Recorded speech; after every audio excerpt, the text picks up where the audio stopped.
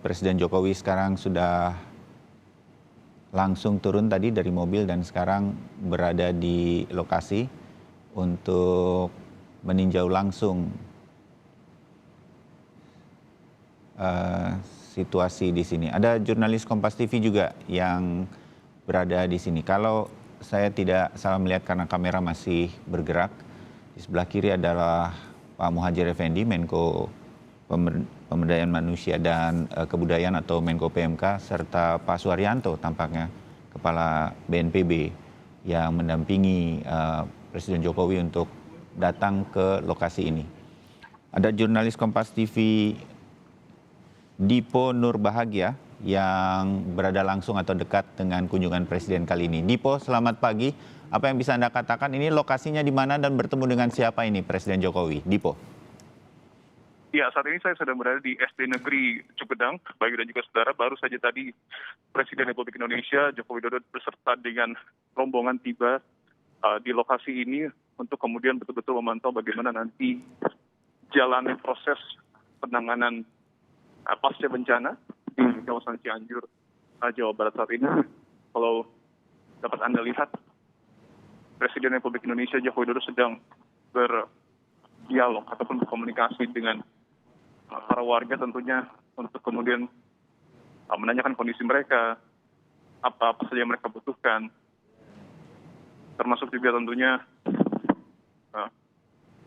bagaimana kemudian bantuan yang diberikan pemerintah kepada para masyarakat. Karena di sini tadi kami juga sempat melewati sejumlah titik yang terdampak katakanlah longsor gitu, dan Presiden juga tentu menggunakan jalur darat untuk menuju ke kawasan SD Negeri Cukudang untuk memastikan bahwa jalur yang sempat tertutup ataupun yang sempat katakanlah tidak dapat diakses, sempat terisolir gitu karena adanya longsor, ini sudah sedikit banyak beberapa di antaranya sudah dapat dilintasi bahkan oleh mobil Presiden. Kalau dapat Anda lihat, ini adalah gambar terkini perbincangan Presiden dengan sejumlah warga.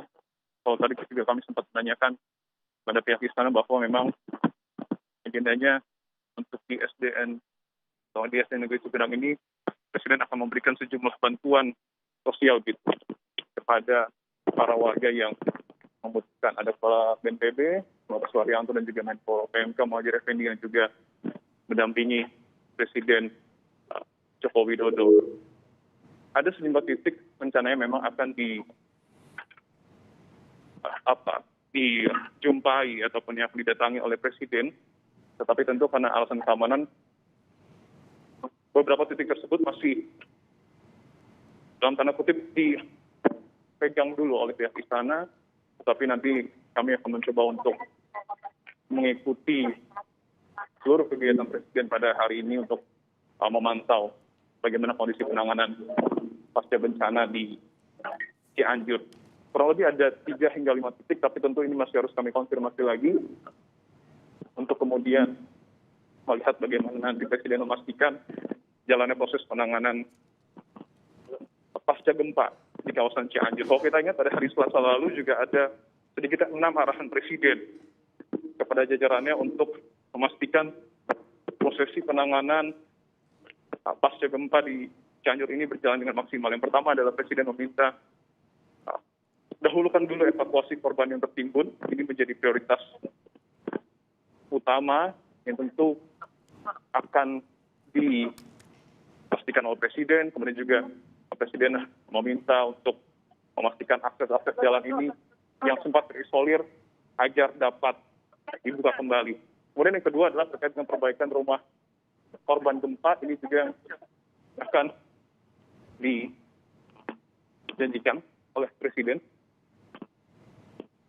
Kemudian juga ada upaya pemberian bantuan, misal adalah untuk rumah yang rusak berat ada bantuan 50 juta untuk memperbaiki rumah, kemudian juga rumah sedang ada biaya 25 juta, sementara untuk rumah yang rusak ringan ini ada biaya 10 juta.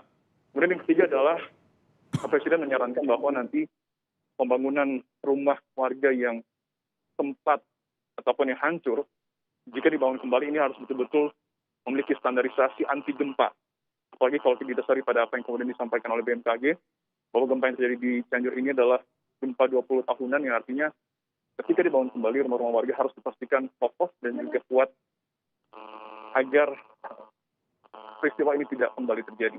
Kemudian yang keempat adalah seperti yang tadi kami sebutkan, Presiden juga mengupayakan bahwa membuka daerah terisolasi dampak gempa.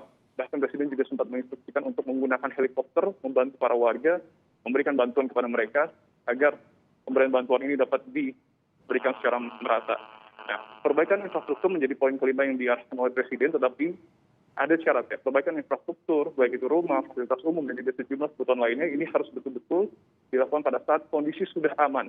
Artinya kita tahu beberapa kali masih ada beberapa gempa susulan, ini juga harus diperhatikan. Jangan sampai pembangunan infrastruktur ini dilakukan pada saat katakanlah masih ada potensi-potensi gempa susulan.